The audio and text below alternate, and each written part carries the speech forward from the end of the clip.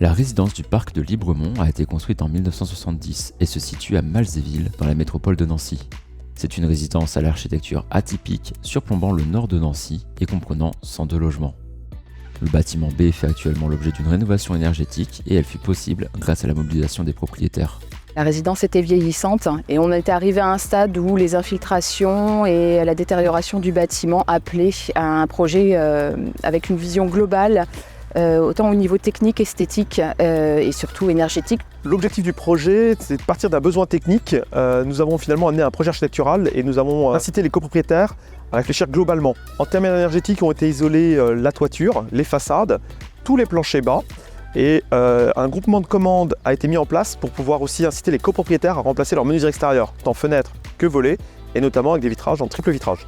Un travail spécifique sur le choix des matériaux a été fait. Il a été fait le choix de travailler avec une isolation par l'extérieur sous bardage ventilé et le choix de mettre un isolant en type laine de roche. Ces choix ont été faits tant au regard du confort d'été que du confort d'hiver. L'idée était d'avoir finalement le meilleur ressenti pour les copropriétaires. Ça a été un travail de groupe pour amener les copropriétaires à accepter l'idée d'un tel bouquet de travaux. Mais grâce à l'accompagnement de Acom Architectes et puis aussi de structures comme Octave, qui accompagnent tous les copropriétaires pour aller chercher des aides, on a pu monter un plan de financement qui a rassuré les copropriétaires et les a amenés à voter massivement en faveur de ces travaux. Sur un projet comme ça, la communication, c'est l'élément moteur. On a carrément mis un blog en place qui est géré par un membre du conseil syndical, Pascal Michel. Nous avons été confrontés au problème de la visibilité et de l'accessibilité aux parties du chantier, ce qui n'était pas évidemment possible pour tous les copropriétaires.